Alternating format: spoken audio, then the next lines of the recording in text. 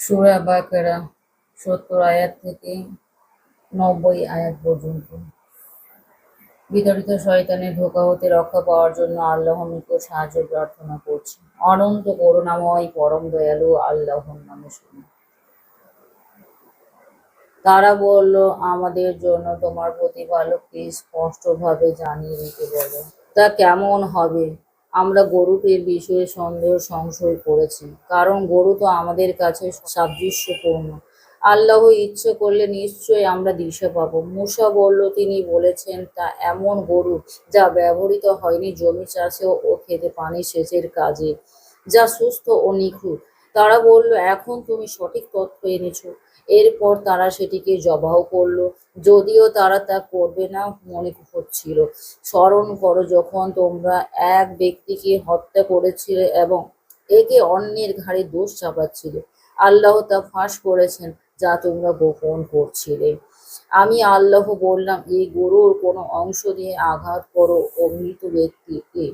এভাবে আল্লাহ জীবিত করে মৃতকে এবং তোমাদের দেখিয়ে থাকেন তার নিদর্শন সমূহ, যাতে তোমরা বুঝতে পারো। এরপর তোমাদের অন্তর কঠিন হয়ে গেল পাথরের মতো, অথচ কঠিন হলো তার চাইতেও।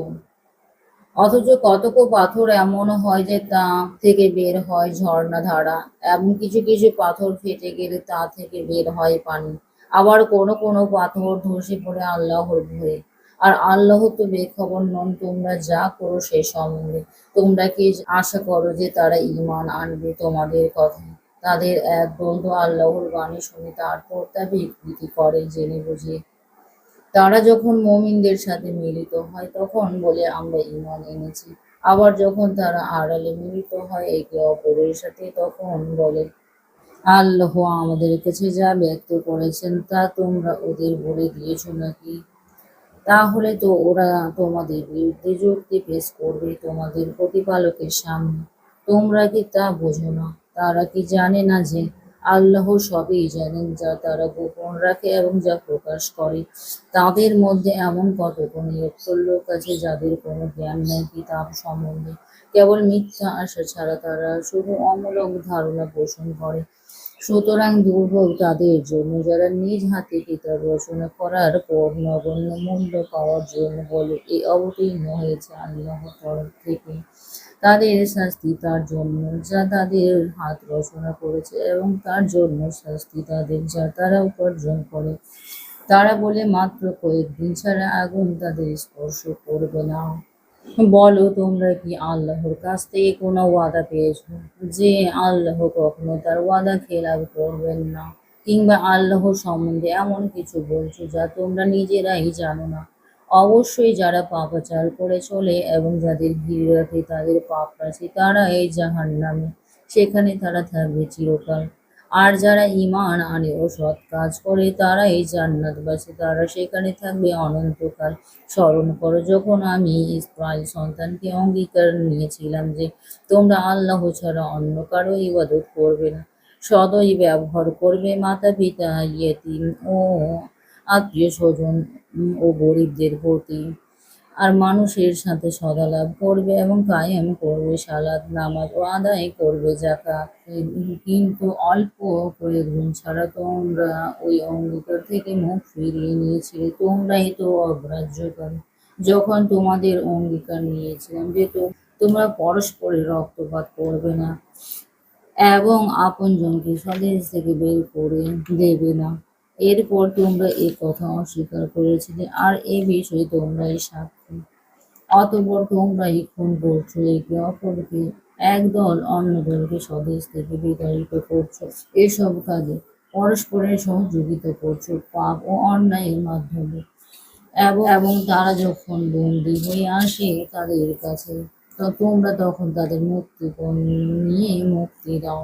অথচ তোমাদের জন্য অবৈধ ছিল তাদের বহিষ্কার করান দেশ থেকে। তবে কি তোমরা বিশ্বাস করো কিতাবের কিছু অংশে এবং প্রত্যাখ্যান করো কিছু অংশকে?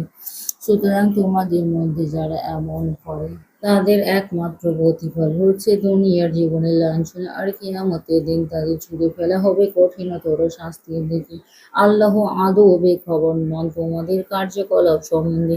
তোমরা এই পৃথিবীর জীবন ক্রয় করেছ পরকালের বিনিময়ে, সুতরাং না লাঘব করা হবে তোমাদের শাস্তি দণ্ড এবং না তারা পাবে কোনো সাহায্য। নিশ্চয়ই আমি কিতাব দিয়েছি মূসাকে এবং তারপরে পর্যায়ক্রমে পাঠিয়েছি রসূলগণকে। মারিয়াম পুত্র ঈসাকে দিয়েছি স্পষ্ট প্রমাণ ও তাকে শক্তিশালী করেছি পবিত্র আত্মার মাধ্যমে। এরপর যখনই কোনো রসূল তোমাদের কাছে এমন কিছু যা তোমাদের মনোমত নয়, তখনই তোমরা অহংকার করেছ। কত কি করেছ হত্যা! তারা বলেছিল আমাদের হৃদয় আচ্ছাদিত, বরং আল্লাহ তাদের অভিসম্পাত করেছেন তাদের কুফরির জন্য। সুতরাং তাদের অল্প সংখ্যকেই ঈমান আনে। তাদের কাছে যখন এমন কিতাব এলো আল্লাহর পক্ষ থেকে, যা তাদের কাছে যা আছে তার সমর্থন করে, যদিও আগে তারা এই সাহায্যে বিজয় প্রার্থনা করত সত্য প্রত্যাখ্যানকারীদের বিরুদ্ধে, তবুও তারা যা জানত তা যখন তাদের কাছে আসলো তখন তারা তা প্রত্যাখ্যান করল। সুতরাং আল্লাহ অভিশাপ কাফিরদের উপর, যার বিনিময়ে তারা নিজেদের আত্মাকে বিক্রি করেছে, তা কতই না নিকৃষ্ট, অর্থাৎ আল্লাহ যা নাযিল করেছে। আর কত কি করেছ হত্যা! তারা বলেছিল আমাদের হৃদয় আচ্ছাদিত, বরং আল্লাহ তাদের অভিসম্পাত করেছেন তাদের কুফরির জন্য।